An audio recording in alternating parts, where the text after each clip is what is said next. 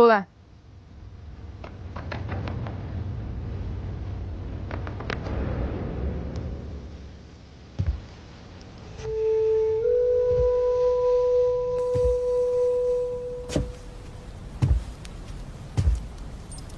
是你。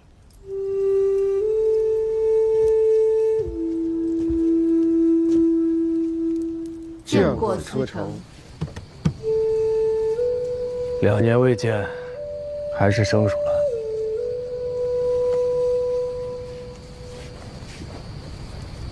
岭南乃蛮荒之地，何事劳烦思臣屈尊前来？云清，跟我回长安吧。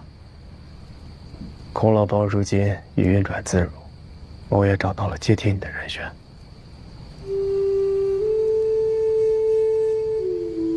回去，就我一人。此间虽比长安自在，不过此地山高水远，身份一旦暴露了，我不放心。我在平康坊置了间宅子，不如我去住上一阵子。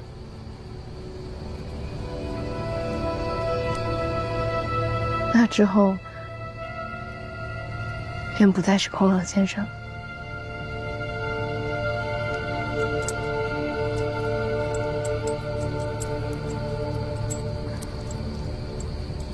郑明儿，你留下，北面你与某一起回长安。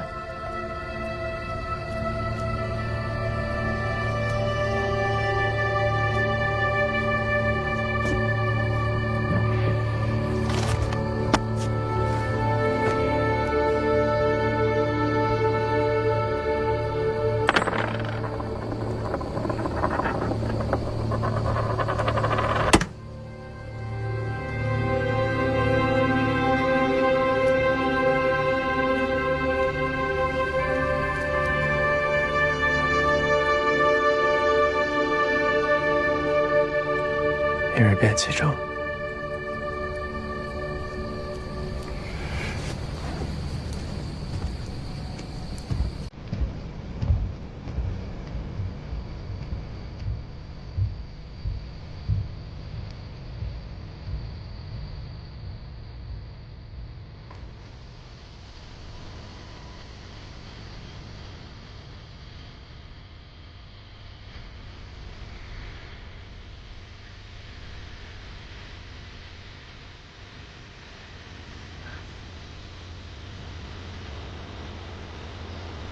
如决定好了，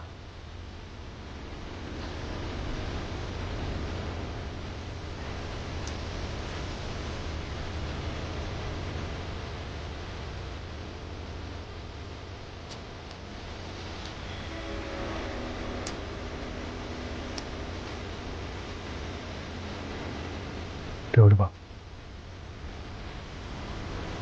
我在长安等你。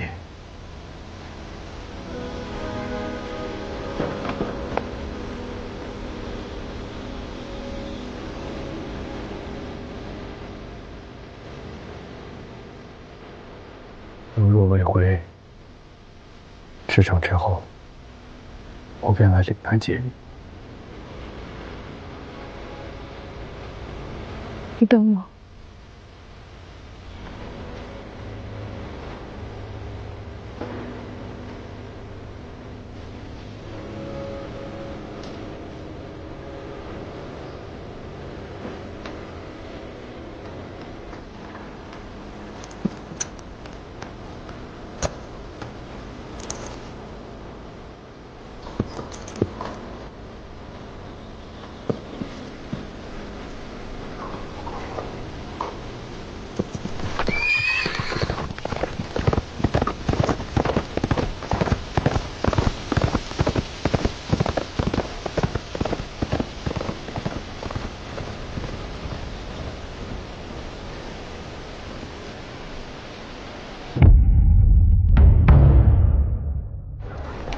咱们去哪儿？先见我闺女。可如此雄壮的美人，欠了不可惜吗？小老都有点舍不得下手了。姐，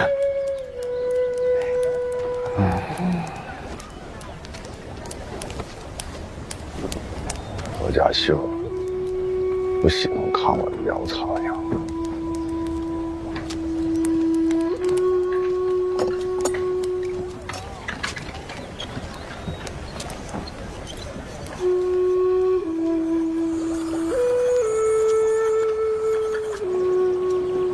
香伯，我昨夜梦到阿爷了。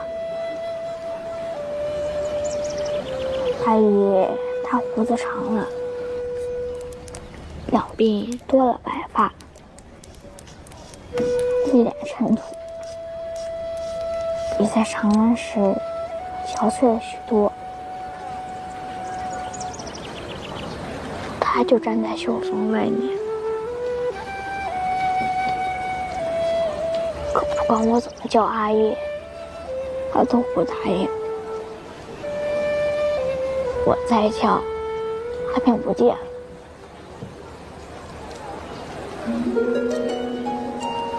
阿爷，阿爷！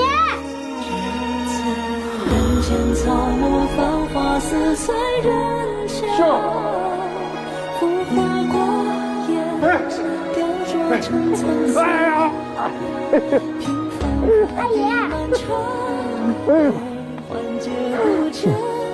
让阿姨看看看。阿爷！阿爷！阿姨回来了。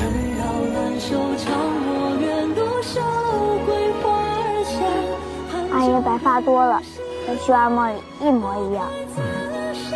想阿爷没？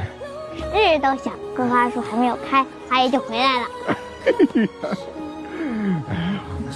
阿爷啊，哎呀，怕秀儿想的心疼，我就在梦里问这桂花树，我说你什么时候开呀？他说再等些日子。我说等不了，那秀儿等不了啊，我得回去看秀儿去。哎呀，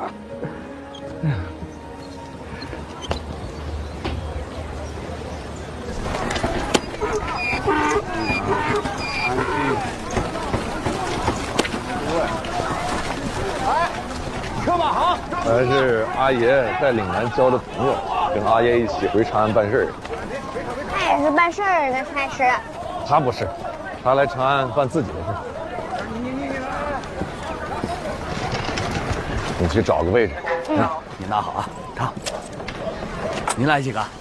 两个。好嘞。哟，李监事，真是好久不见你了。出了趟远门，这些日子一直想你这口。这次还是一个壶饼，10个。好嘞。我知道你叫秀儿，你阿爷在路上一直提起你。我叫阿米塔，你可以直接叫我的名字。你不是唐人？我阿爷是唐人。哎呀，整个岭南的吃食啊，也比不上这一口。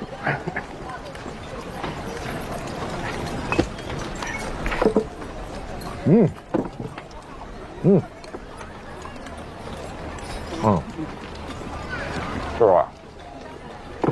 阿爷在岭南收到你寄的壶饼，可把阿爷馋坏了。哼，你对他又那么好，阿爷啊，是看得见吃不着，干着急。我让阿爷望肚止渴，阿爷怎么还责怪秀儿来？没怪没怪啊，绣得好，绣得好，寿饼充饥，绣得好。李监事，您的汤匙。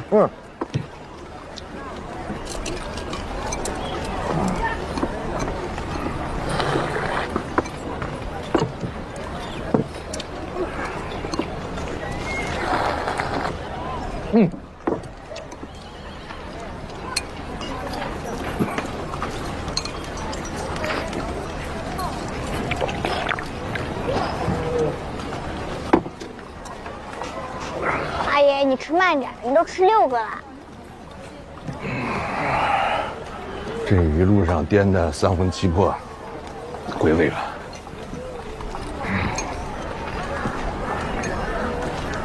吃不惯啊？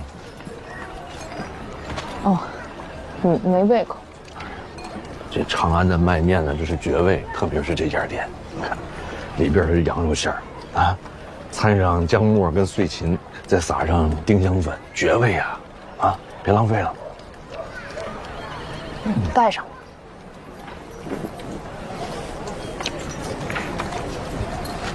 来了长安，不用这么忧心忡忡。想必空浪已经把信寄来了。这2天静安师傅派人来巡。今天呢，我跟秀搬到归义坊的老宅子里住。我那个租的房子呢，你要不嫌弃，你就先将就一下。你肯把房子借给我住，谢还来不及呢。尝尝。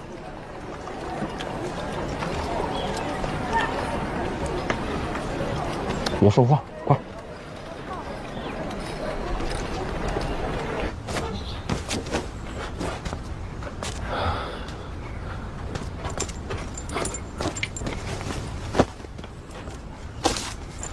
哎，你那边再来点，来，遮住了啊！张叔，哎呀，那就辛苦你们了啊！哎呀，你忙你的，政儿甭管。这回来没说上2句话还。忙去吧，忙去。行，那我先走了啊。等我户部办完事儿，我去老宅找你们。记住了啊，你是主人，阿米塔是客人，你好好招待人家。阿爷都回来了，还不陪我？阿爷这差事是以时辰相敬，我早些回来给你变花篮。看你有几分诚意，便准你1天假吧。哎，热，走了。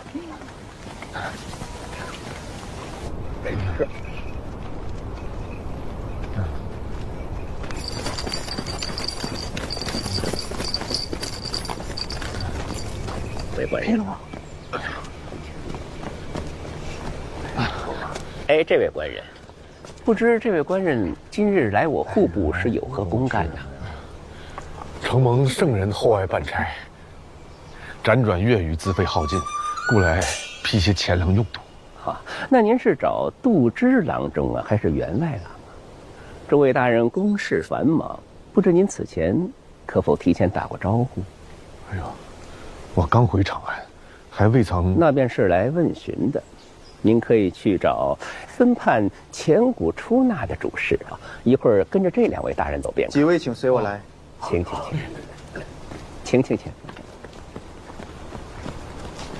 是要喝的。刚来一股豪劲。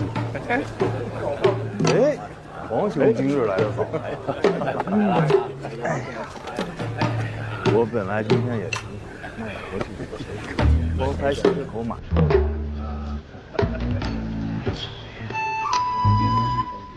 天成而过，换成肥。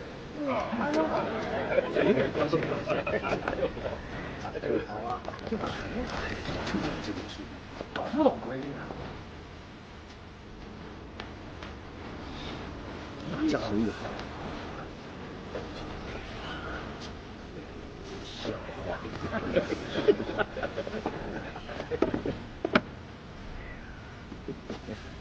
这位总裁，这户部日日是这帮讲吗？这位兄台看着有点面生了啊，某是第一回来。哦，看得出来，此时才到，连交务都不曾备。今日啊，这算是人少的了。那今日能排上吗？能，你且安心排着。我看今日顺遂，等待会儿排到了，你把札子交上去，然后呢，再仔仔细回了主事的问话，或许明日你便能得偿所愿。哎呀，这今日办不完吧？倘若你清早排在首位，啊，手脚利索，所办之事呢又不是很难，或许1日之内能把事办完。哎，不够，还得恰逢当值的主事啊，开心。譬如刚发了新凤，或者新娶了婆姨。总之啊，只要他高兴，你的事儿就好办。如此天时地利人和，凑在一起，方能1日办成。若非如此，4日5日都办不完。哎，这官人磨叽磨叽，都等着呢啊！稍安勿躁。这是宫里来的。哎，怎么这熙熙攘攘的？户部就出一个人，一个出纳主事，他不能多出几个人分担一下吗？分担，这户部自尚书往下，再到侍郎，再到郎中及员外郎，再至度支司一众官员，各在其位，各司其职。你倒是想让谁来分担？是郎中，还是员外郎？啊，不敢不敢，那些官人我也没资格求见。所以嘛，既然如此，不如随遇而安。那各位同臣都知道这种情况，今天来的为什么这么迟啊？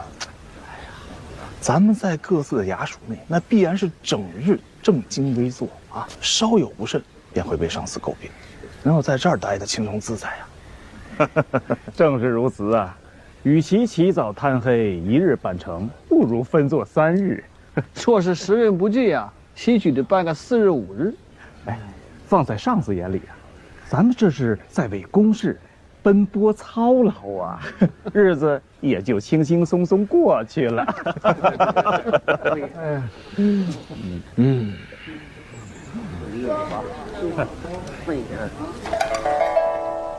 哎呀，这桂花树快枯死了。莫要乱讲，这棵桂花树是忠义之树，你怎么懂的？何以成忠义之树呀？阿爷领了圣人的旨意，离开长安时，告诉过秀儿，桂花树开的时候便是阿爷的归期。这棵桂花树知道阿爷此行必是艰难险阻，所以隐忍不发。他是想给阿爷多争取些时日，好让阿爷在秀儿面前不做个食言的人呢。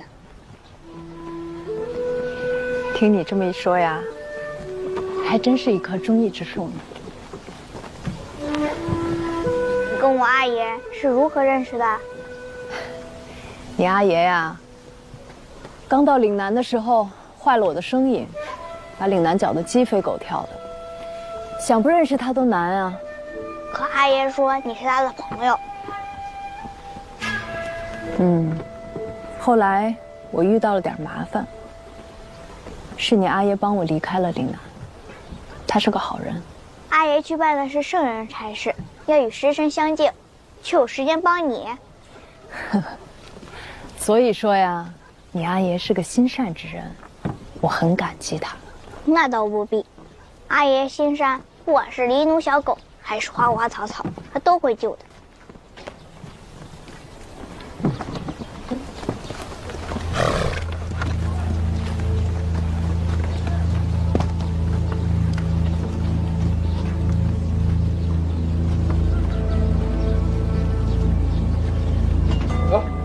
大家呢？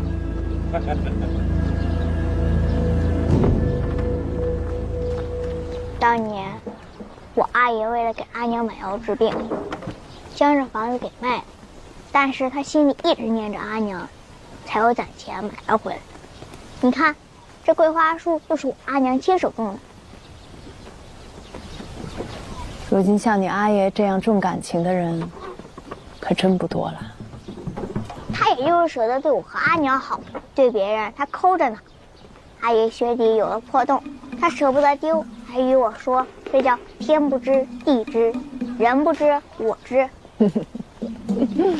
还有，每次买桂花糕，他总是举棋不定，夹着比来比去。其实他早就挑好了，那是在咱那些散落的桂花糖呢。哎呀，能有这般算计的也只有你阿爷了。不过，他虽是简朴了一些，但确实是个有心之人呢。他攒钱不都是为了给你吗？他不止抠啊，他年纪也太大了。年纪大又怎么样了？像他这样的无邪之人呐，可不常见的。况且经历了世事，还能保持一颗赤子之心。我发了，不与你闲谈了。是李善德回来了。我瞧见有人往那宅子里搬东西，但是没瞧见李善德。倒是看见一女子，那屋子里好像还有李善德那闺女。女子？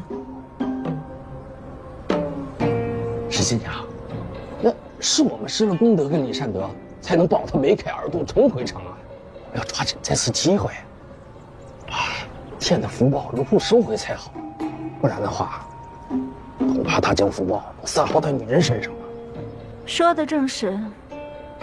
他有钱找女人，自然也该有钱把欠咱们的还了。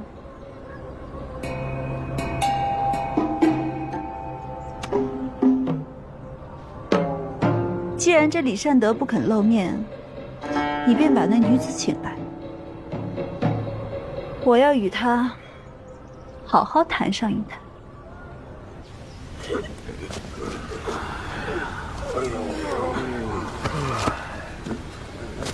诸位，眼看就要到晌午了，现在只能再接待一位官员，其余只能明日再了。什么？只接待一个？这不是等了一上午了，就这么几个人，还不得先把事情办完吗？啊，就是。列位只管着自己分内的事，可主事要管所有的事情，有心一口气办完，但这身子骨也不答应啊。大家这么围着，我也不知道先来后到，不如大家选出一位，谁先来啊？我这个事情它有轻重缓急的，应该择其重者先为之，不重者后为之。我是真有急事。你这话说的，谁的事儿不急呀？我督办长安沟渠清理事宜，都跑了5、6趟了，再拖下去，万一这下了大雨，长安粪水四溢，各位同差，这是什么个场面呀？大人说的有理啊。那你这是急？哎，我的事儿也很急啊。这西市方门年久失修，今日更有木梁坠下，还砸了一位官人的脑袋，害得西市口大街的车马堵了1个时辰啊！若不急修，他日若是坍塌砸死人，各位再想想这个场面啊！重大呀，此事重大，确实重大。那跟二位这迫在眉睫的事比，我这运荔枝的事儿确实没那么急啊。你是谁？啊，你是荔枝使啊？哦，原来你就是荔枝使。哎，李大师，久仰！你们知道我？岂能不知啊？某便在上时局当差，那帖子最早送到我们那儿，无人敢接呀。后来得知这鬼差是被您给接了，某顿时心生敬仰，无缘得见啊。这坊间传言您这差使是上林署的同僚，给您挖的坑。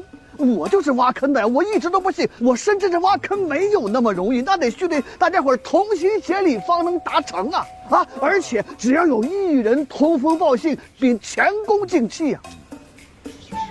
难不成您在上林署连一个亲近的同僚都没有？坊间传闻，这个不可尽信，不可尽信。莫非您是主动求的这份差事？哎呦，这个就说来话长了。莫非大使是被人抓住了痛脚？不妨展开详细说说。对，没什么可展开的。哎，既然你接了这个差事，便能赶紧去岭南捞些，劳心劳力的运荔枝啊。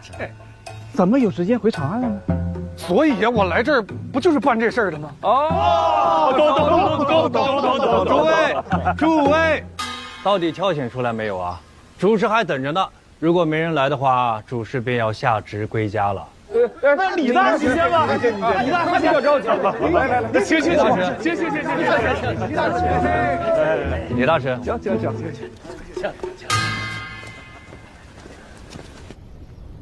你便是那个荔枝使？看来我这身份已经传得朝堂皆知了。你来找我干什么呀？这天下的钱粮调度都归户部管呢，所以我就来了。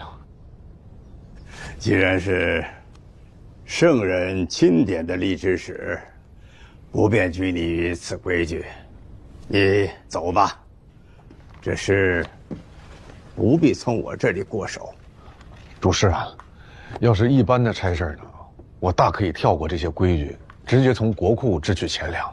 但是运荔枝，它不仅花费钱粮，还需要各个衙署紧密配合，所以这个差事还真得纳入咱们户部的办事流程才行。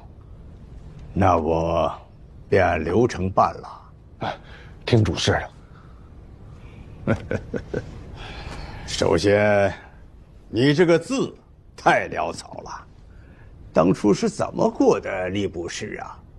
哎呀，事出紧急，望见谅。吏部选官有4个标准：身、言、书、判。首先，你这相貌枯槁，声音干涩，字又凌乱，这3条都不合格。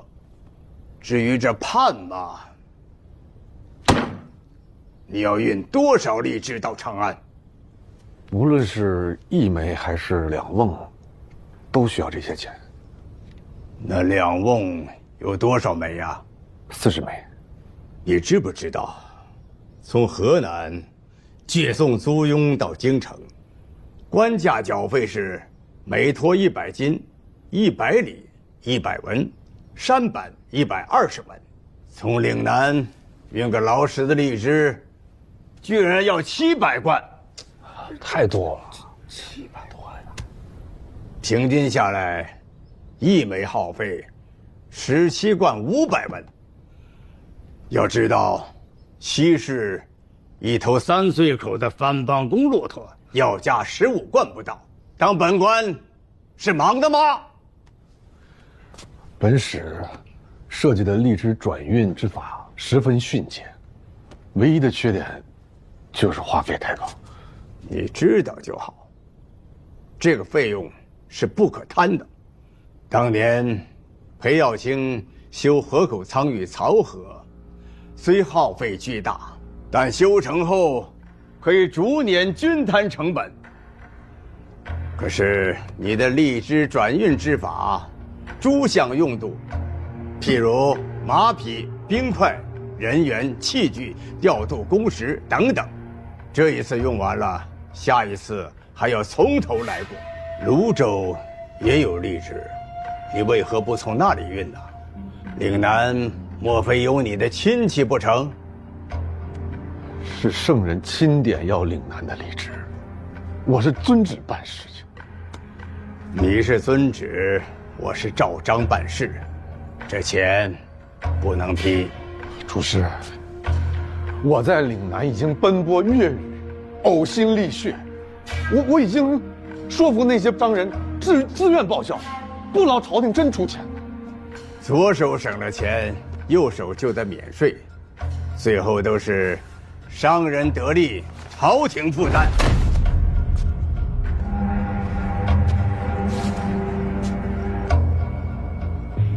这是圣人派下来的差遣，你不纳吗？好叫大使之，户部虽掌预算，只不过是奉诸位堂官的命令罢了。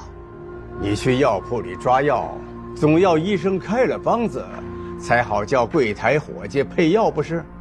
有了中书门下的判押，本主事定会尽快办理。主事方才不是说圣人钦点，不必拘泥这些规矩吗？李大使，方才我说无需过手，是你口口声声要按流程办，我按流程办了，你又不守规矩。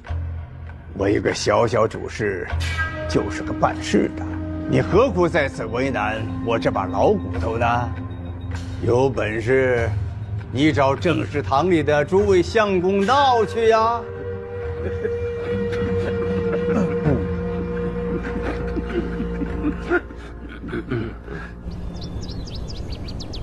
左相，据云清所言，何有光已将此女手中的证据销毁殆尽。仅凭何有光的效忠信，尚不能以此撼动右相。此次云清借助阿弥塔，算是在岭南撕开了一道缺口。如今右相正忙于操办贵妃的寿诞庆典，无暇顾及其他，这正是我们继续搜集确凿证据的良机呀。所言极是，何有光不敢让右相知晓阿弥塔已返，故只是派遣亲卫在岭南秘密搜捕。今日杀人灭口，阿弥塔虽无铁证在手，却也是关键人证。某已派人暗中护探周全，找机会尽快与他会面。某与右相彼此之衡对峙已久，也到了肃清奸佞、匡扶朝纲的时候。当今朝堂上趋炎附势、见风使舵之徒不在少数，所幸有左相的风骨支撑大局，我大唐江山方能尚存一线希望。速速传信给云清，告知他时机已至，务必做到谋定而后动，不可有丝毫闪失。走了，香，乖乖跟着阿爷回来。啊，谢谢阿王。哎，这真乖。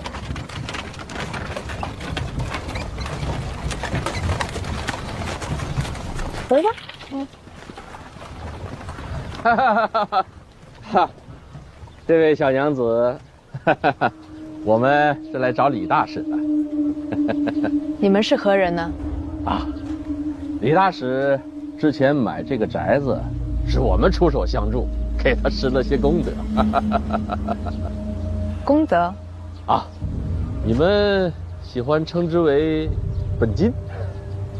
哦，这是放贷的。哎，物是俗物，这话嘛，自然要讲得清新脱俗一点，避免沾染铜锈。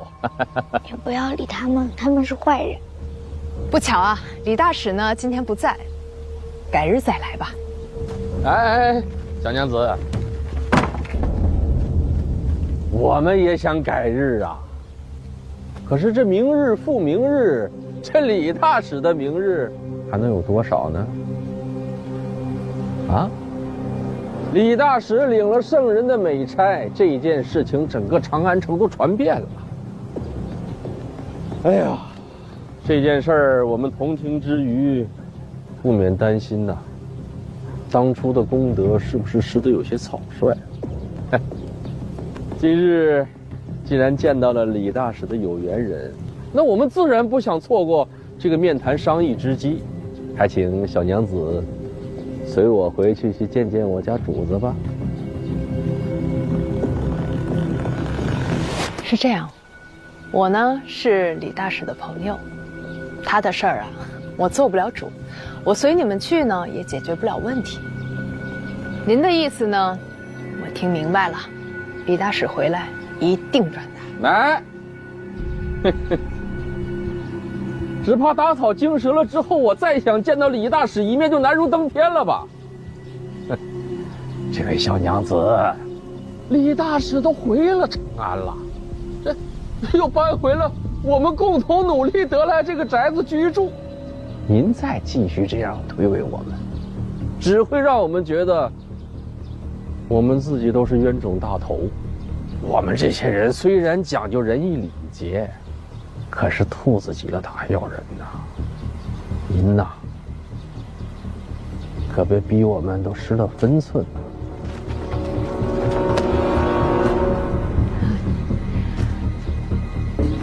都是生意人嘛，和气生财啊。随你们前去便是。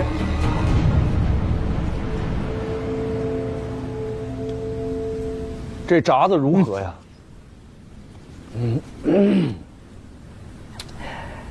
这事儿，你应该去找这专判出纳的主事啊。我去了，我刚从那儿回来。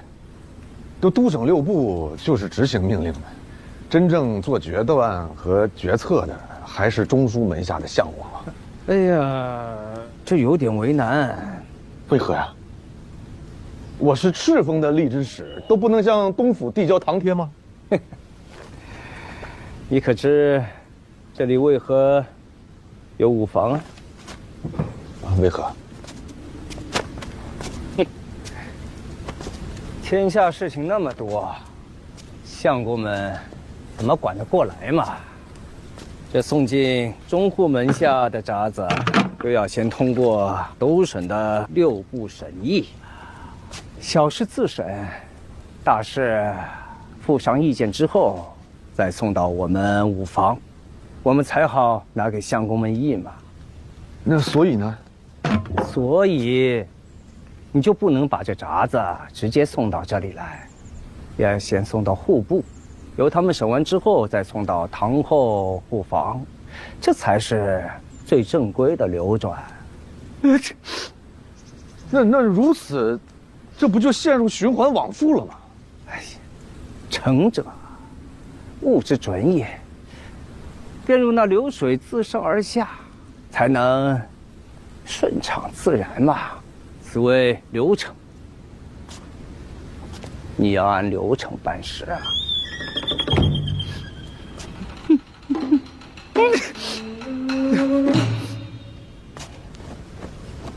哎，刚洗过，刚洗过。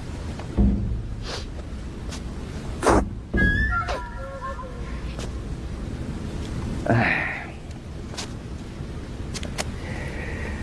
这护房的体质森严，没法把你的闸子塞进去。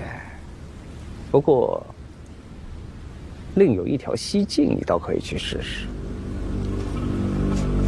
天下诸州的贡物，都是先送到太傅寺里转存。吏治的事情，你找他们就没错了。你明天再去吧。今天这光景，你赶过去，他们马上就要下职了。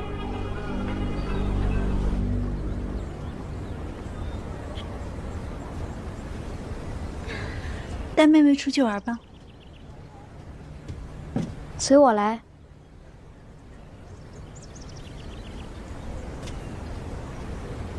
去吧。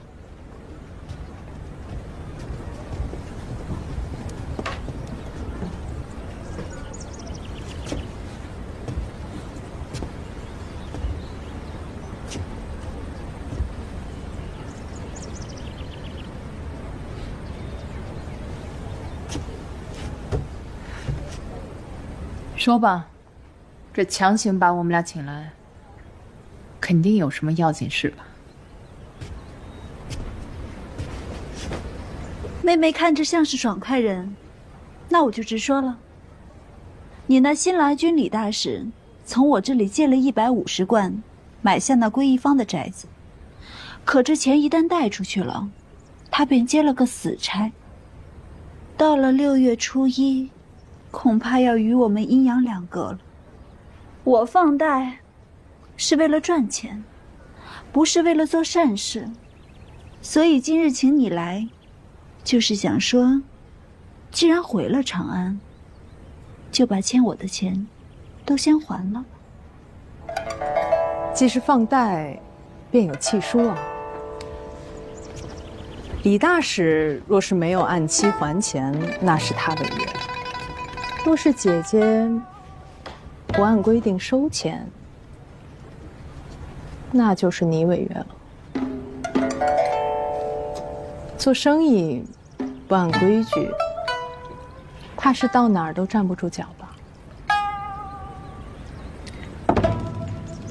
按规矩办事也不是不行，只是这规矩嘛，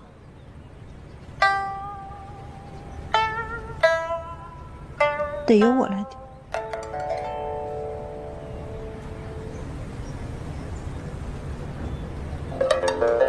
我既然敢在这长安城放贷，自然有100种办法把钱要回来。你真的想好了要与我撕破脸吗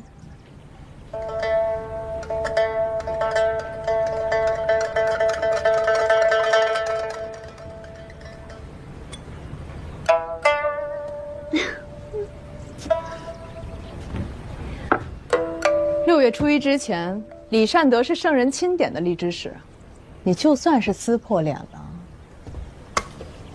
你能奈他何呀？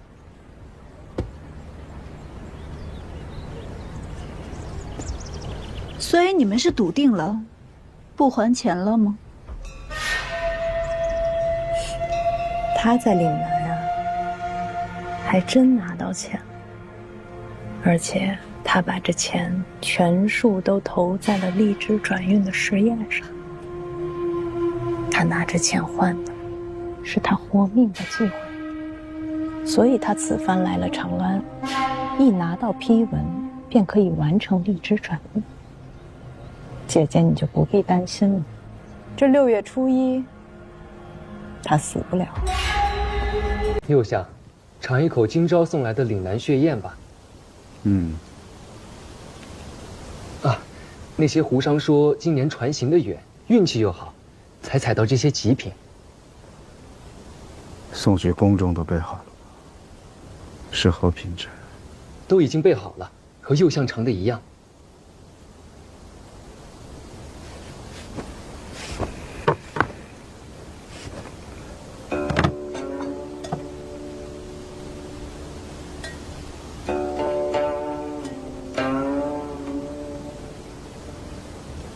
让他们换了吧，换成与去年品质相仿即可。今年这确实是极品，但若是明年续不上了，该如何是好？给圣人办事，不但要求好，更要求稳。若相，圣人最喜欢的那株牡丹发新芽了，恢复的还不错。那就好。记住，这才是我们该关心的头等大事。姐姐，你就不必担心了。这6月初1，他死不了。你是他的人，自然帮他说话。从今日起到6月初1，这其中的变数又有多少呢？我为何要日日为此事操心，跟他的命运交织在一起？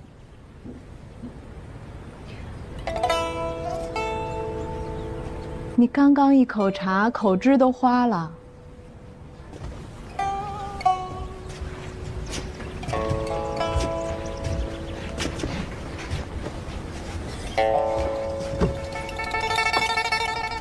这做生意呢，不要只顾着眼前的得失，目光要放长远。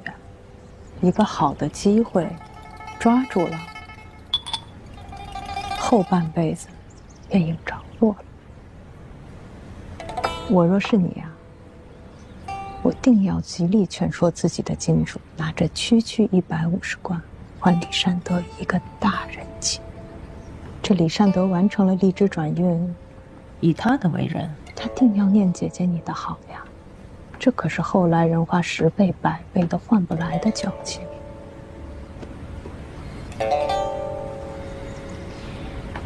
那他若是失败了，自然还会把钱还给你，因为他在死前一定要给自己的孩子买个平安。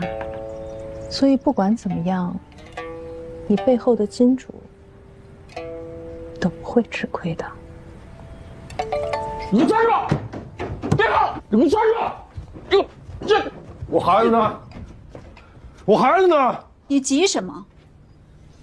之前我让你还贷，你不是也让我别急吗？6月初1之前的钱我不是还给你了吗？而且我也跟你承诺过，6月初1我把剩下的钱都给你，你还让我怎么办吗？我想让你现在就还钱啊！听说今日去办批文了，可有好消息要与我分享？这批文它哪儿那么好办呢？那不都得各个衙署跑个3、5次，转还个2、3日吗？我才回来1日，你放心，这个批文呢，我肯定能批下来，钱我也能还上你，差事我也能办成，行不行？你相信我。刚刚已经有人劝过我了。李大使艳福不浅，找对了良人。你放心，今日我不会为难你。只是我也需要给我身后的金主一个交代。啊。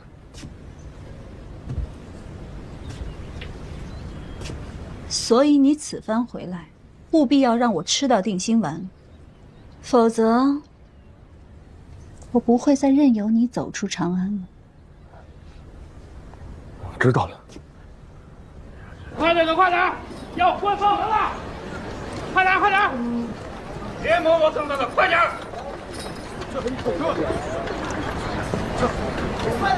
谁让你今天带他去见他们的？啊？谁让的？快点，快点！不是孩子也有个三长两短，你负得了责任吗？他们当时人多，我没法跟他们硬碰硬。我是个商人，我知道他们的行事方略。再说了，区100贯，区100贯，区100贯，那是今天你运气好，孩子命大。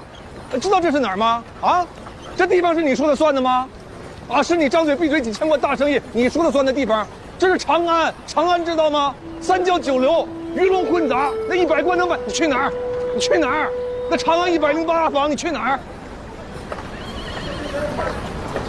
这边。后边的，快点啊！想不想出去了？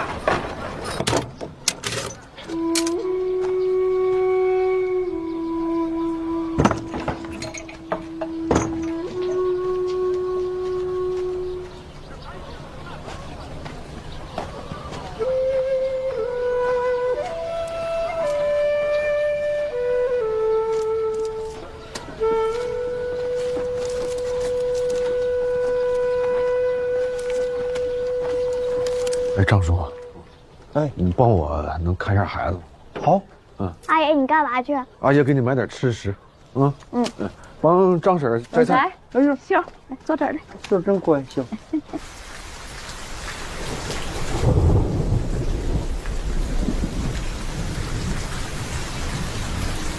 昨夜啊，我做了一个梦，梦见李善德在长安城里冲着我笑。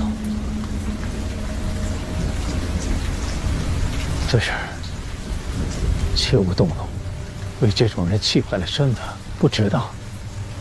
鸡飞蛋打，两头空啊！赵长叔，你不一直认为你是足智多谋、聪慧过人吗？我看你还不如一只鸡呀！人呢？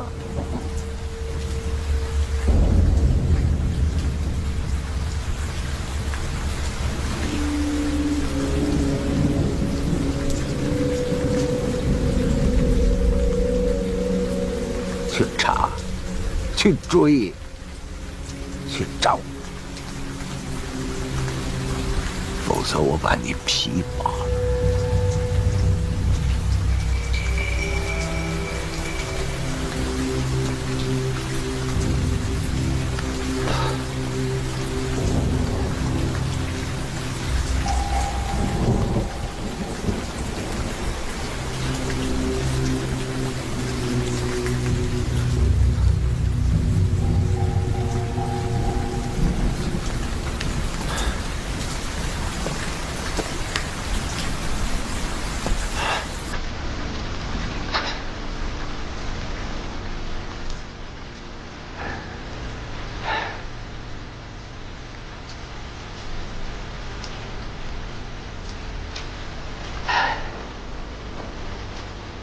我不如一只鸡。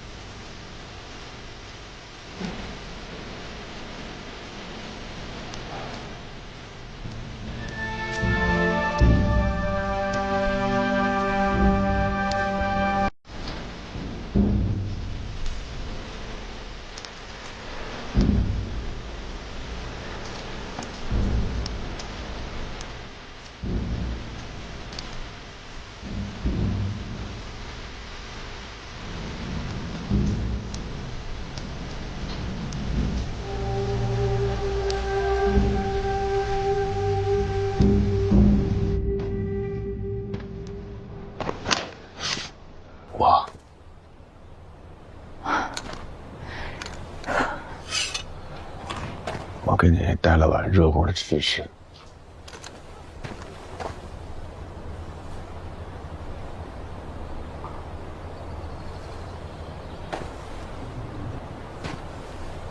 刚才说话重了，着急，别往心里去啊。我没怪你，我知道你担心秀儿，你是个好阿姨。我是什么好阿姨？我这么拼命，就是不想看到秀儿才这么小，就成了没有阿爷的苦孩子。我不是这意思啊。行，你趁热吃。我是很想没了阿爷。这么多年，我对我阿爷的记忆都模糊了。我是看见你跟秀儿相处，才拾起了一些记忆。我阿爷从小对我非常严厉，他教我骑射，带我出海。有一次我坠马受伤，他摘下一枚常年佩在身上保佑他平安的戒指，让我戴上，说海虎的女儿不能娇气。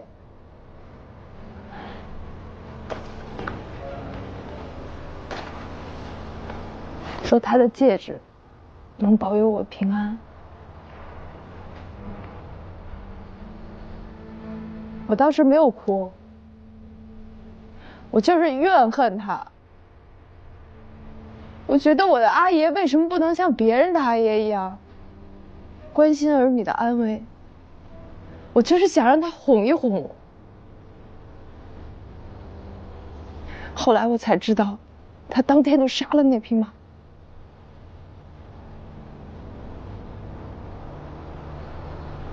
可就是那次，我跟他赌气没有上船。他到了岭南，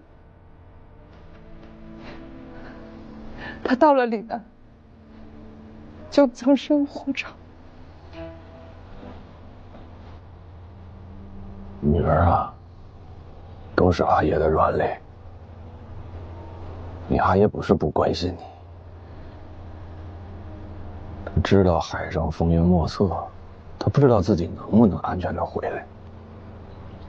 他呢，是希望你知道，你即便没有了依靠，以后靠自己也能好好活下去。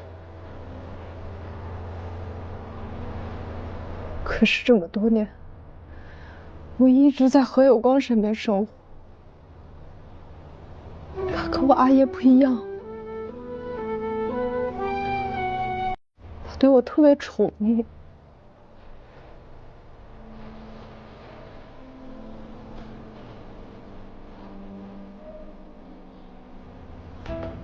但是这么多年来，他给我的精致的生活，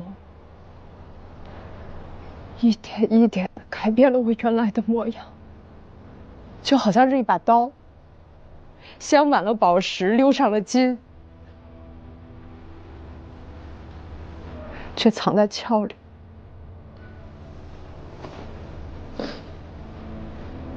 慢慢的生了锈。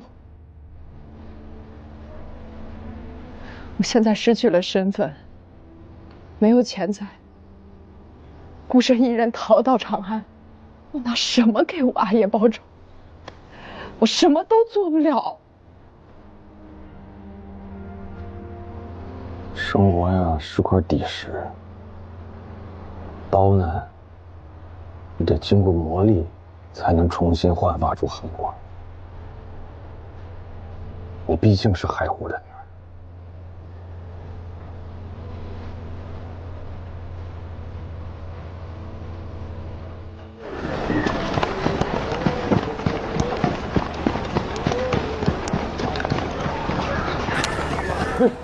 相伯，今日我办完事就来接他，好好吃饭啊！有劳有劳。哦，哎，这来的这么早，你阿爷又有差事啊？他说他今日有8个头筹。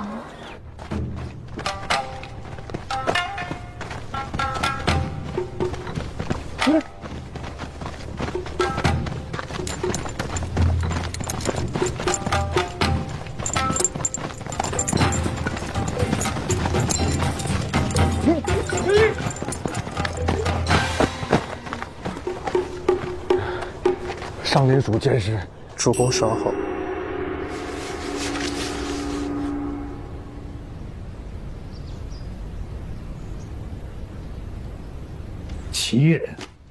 奇人呐！不敢，有能力，更有想象力。哎，不成想我们长安竟有你这等大才，啊！说，现在需要我帮你什么？我需要一份正式的官府批文，这样才能帮助我调动沿途的船只驿马、官署驿卡，才能让各个署衙配合无间，方能在贵妃的生日宴上将这个荔枝运抵长安。时间不多了，还等什么呀？直接走流程。来，先把这些登记存档的文书填了啊！谢谢监事，您呢这是帮了我大忙啊！哎呀，有此高才，如此壮举，我理应支持啊！贵妃宴上能吃鲜荔枝，这是谁想出来的主意？绝妙啊！这彰显了我大唐能力强大，物产富饶，能人遍布。你说这宴会上的荔枝，它是荔枝吗？不，那分明是我大唐国威啊！9天长河开宫殿，万国衣冠拜冕旒。到时候就是这个气象，也好让那些邻邦们长长见识。哎，到时也让我开开眼啊，看看这鲜荔枝长什么样。我定不忘监事的恩情。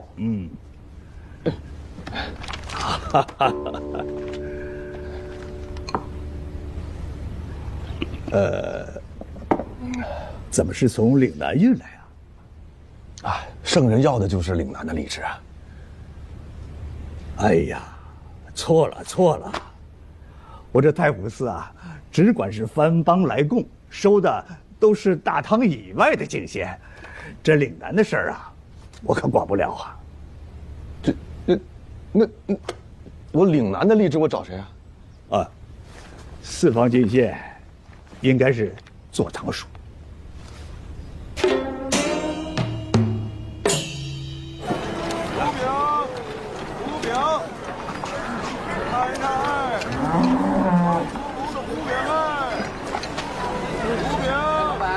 这边看看，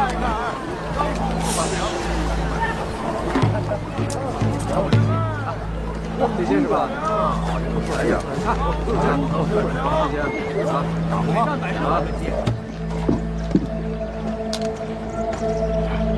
你跟踪我？某是奉司城之命护你周全。你是建安司的人，那便请你回禀卢思成，我要见他。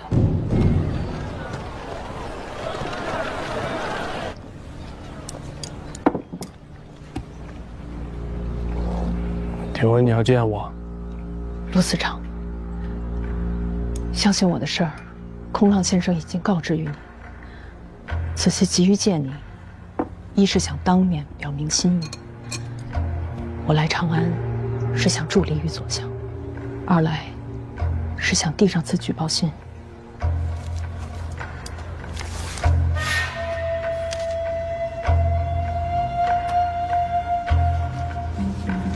这些年，何有光利用我的商船，将不义之财清洗为正当的名目，向右相行贿赂之事，还有那些贪污徇私的勾当，我都了然于胸。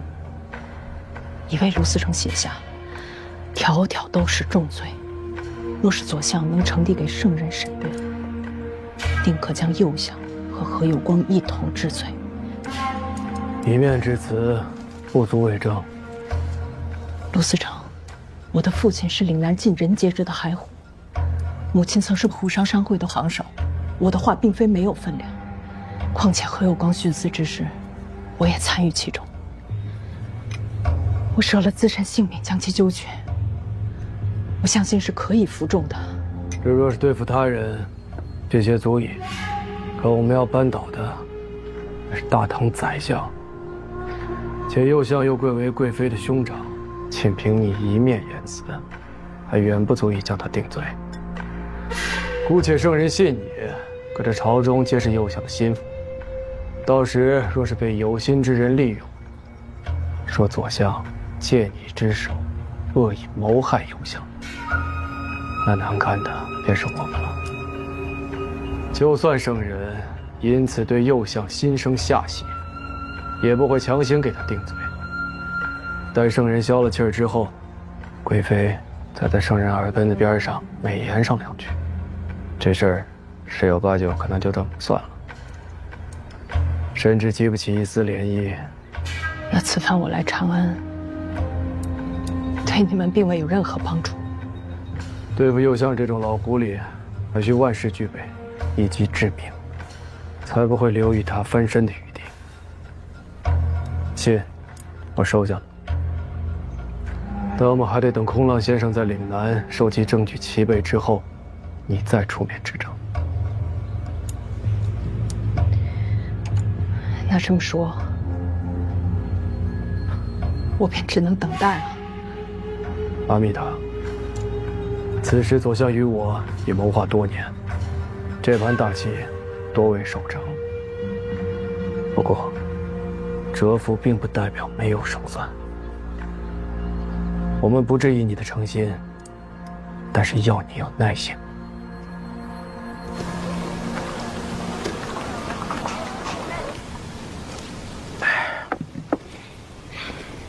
算日子，李善德应该到长安了。荔枝的事办得怎么样了？秀过得好不好？我们饱食终日，日日蹉跎。还有那空浪先生，来，给钱。两文。啊，走吧，走吧，走吧，走吧。不是，那你们总得告诉我，我应该去哪儿吧？我去哪儿？不要在这里聒闹，走走走走走，不要。何事在此喧哗呀？哦，说了多少遍了，待人接物需要客客气气的，往来勾兑皆是为朝廷分忧，都不容易。徐监事，乐平，乐平兄，梁元兄。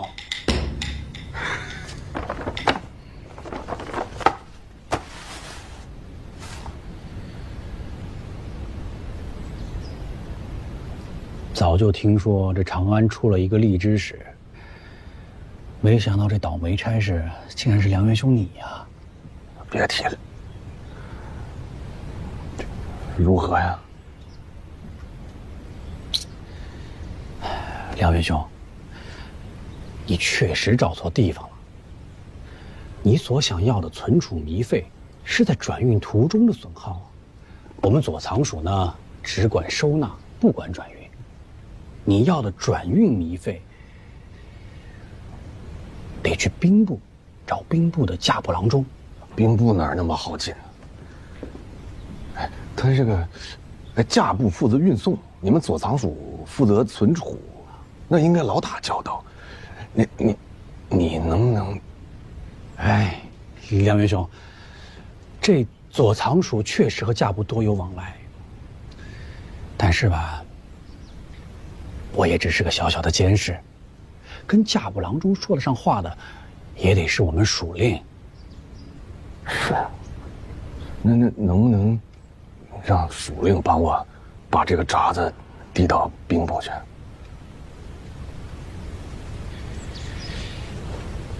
这样，这札子呢，你先留下，我试试在我们署令面前美言几句。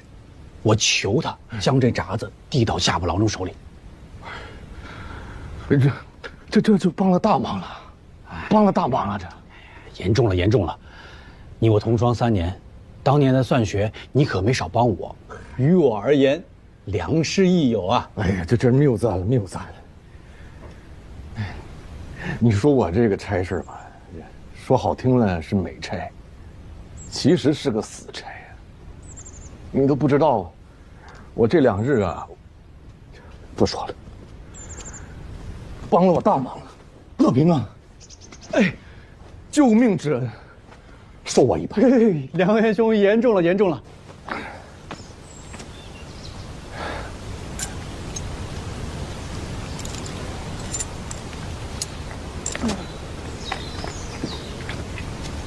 我着实不知道他是你的同窗，若要知情，定会好生相待。那倒不必，只不过是当年在一起读了3年算学罢了。若是真的关系好，他能不知道我在左藏所？那你还说要帮他订闸子，那不是敷衍他吗？他那个人特别的轴，我不这么说，他能走吗？那闸子很明显不合规矩，我递上去，不就等着丢官挨骂吗？为了一个外人，不知道。日后如果他再来，你便告诉他这闸子已经递上去了。兵部怎么样，我们管不了，这事儿也就不了了之了。嘿，梁元兄，你怎么又回来了呀？如厕路过，被你上了一课。我就问你一句，你明知道我与天争命呢，干嘛还给我扯这些弯弯绕绕的？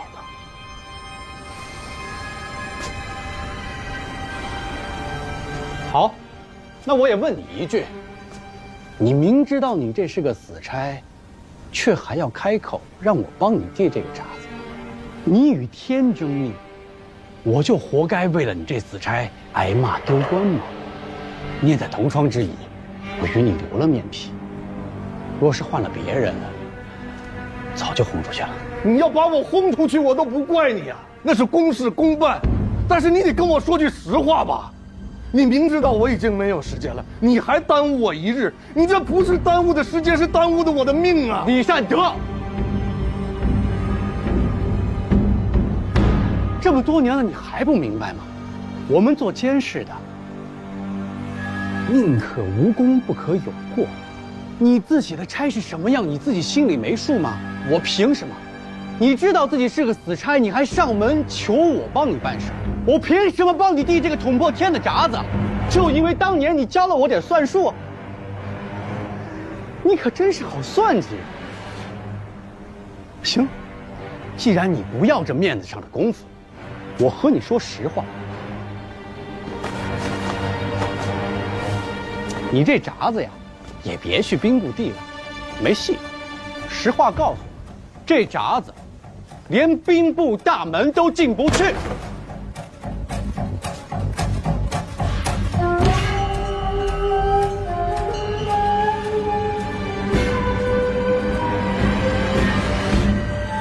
至于你没有，兵部我自己去。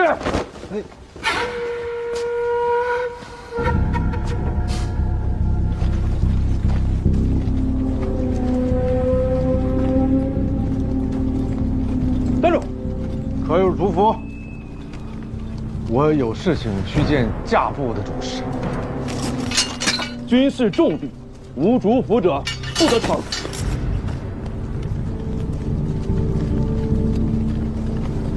快！闸子，我捡闸子。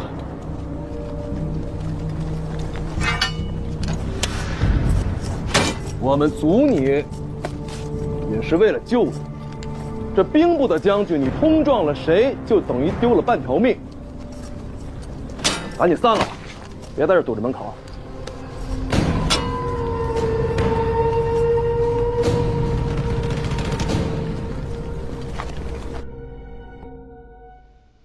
你说以前荔枝运不来，他们避之不及，现在有了转运之法，这荔枝可能运来，他们怎么还是敷衍搪塞？你这差事，即便是为了圣人之心，可与那一般的孔目小吏有何干系啊？办成了，得失的是你；如若办不成呢，与他们脱不了干系。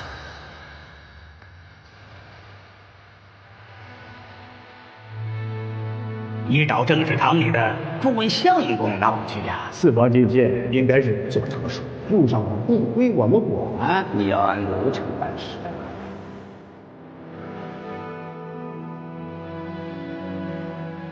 走吧，走吧，走吧！这闸子连兵部大门都进不去。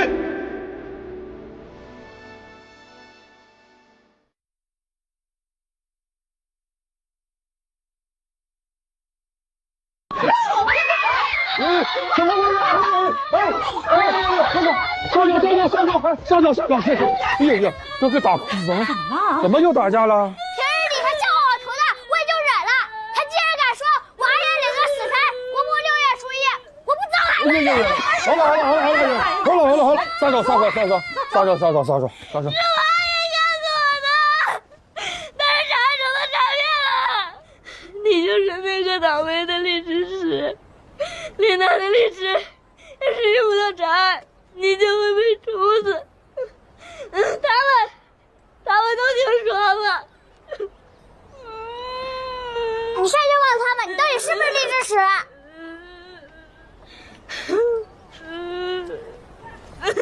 你们回去都跟大人都好好说这个荔枝他能运到长安来，是怎么？秀儿，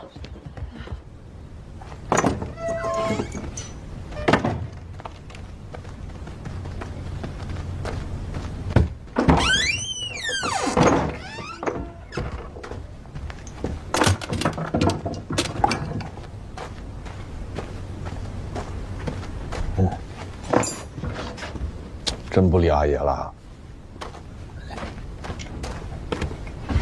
来，看看，你这真不理阿爷了。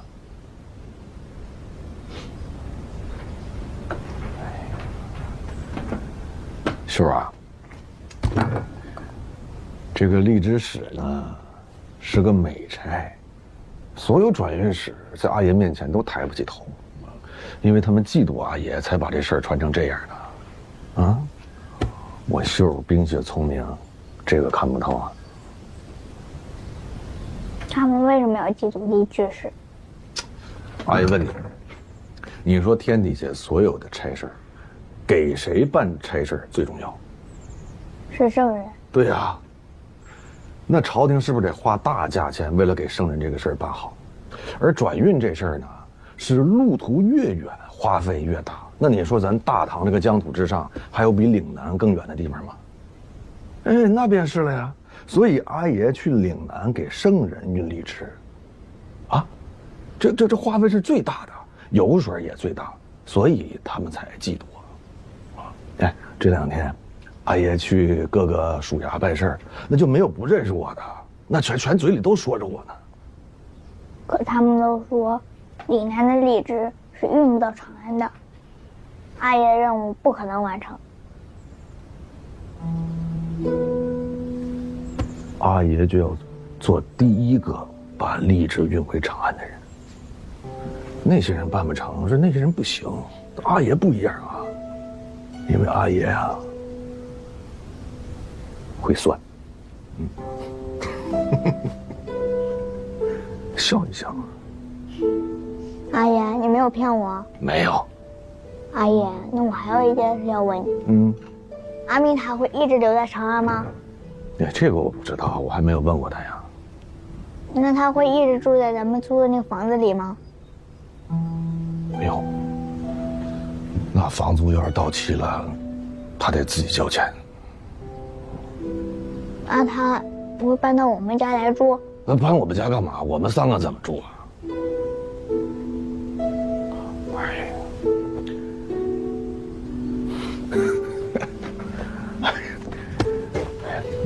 秀儿啊，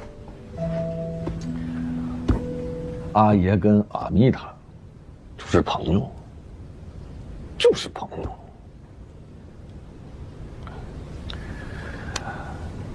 你阿爷这一世，心里边只想着你阿娘一个人，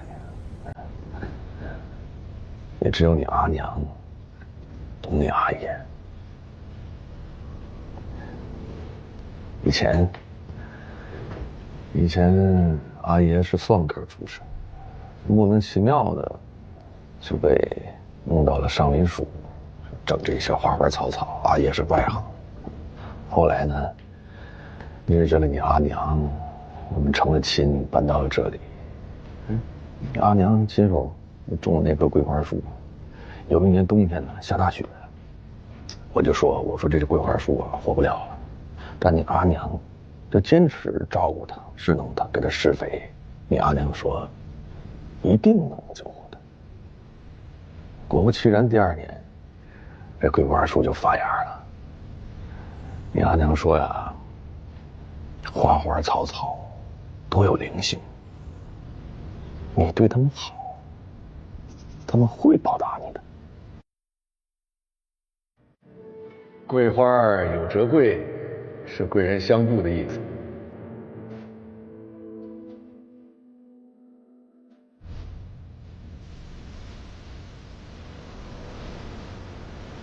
后来在上边署，你阿爷天天弄这些花花草草，总想起你阿娘这句话，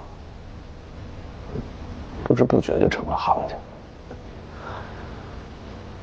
所以啊，这辈子你阿爷想的，那只有你阿娘一个人。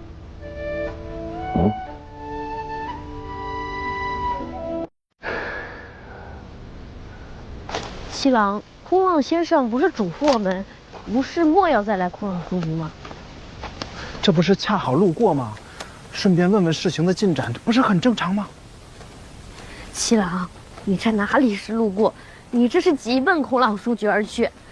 再说，你要问询这事情的进展，为何还要买那女子用的团扇？咱不能空着手去吧？这叫礼节，懂不懂？我看是七郎多日未见空浪先生，思念成疾喽。高，从小到大，有没有人撕过你的狗嘴啊？七郎用心的都是要紧事，没有一点闲暇顾及儿女私情。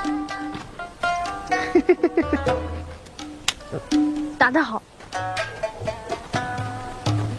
哎，高，你看我今日这身大方吗？得体吗？七郎今日真乃翩翩着世之佳公子也。过来过来过来！再学赵新民，我弄死你！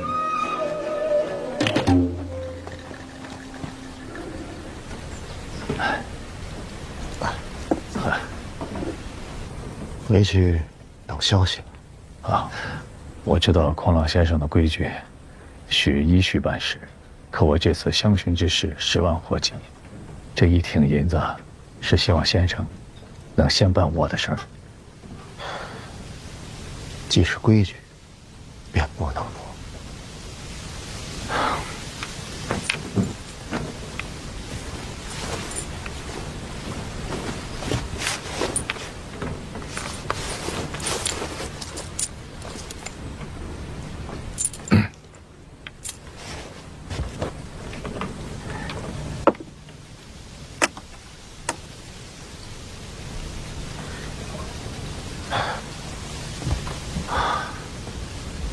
话我会带的，请回吧。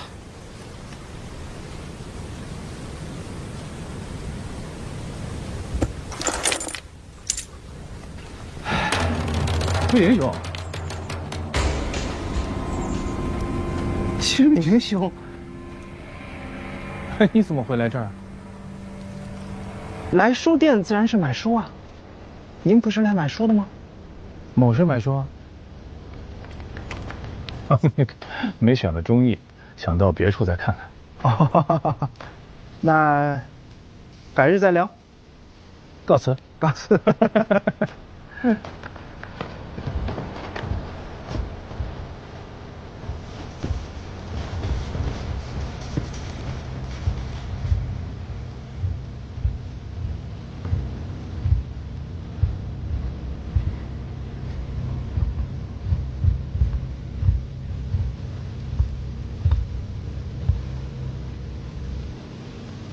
人呢？新民兄怎么又回来了？刚才内侧书格啊未看，回来再找找。正好陪陪桂云兄。桂云兄这是要找何书啊？哦，我寻一本《寿比南山弘愿经》，好日日念诵一遍，为右相祈福。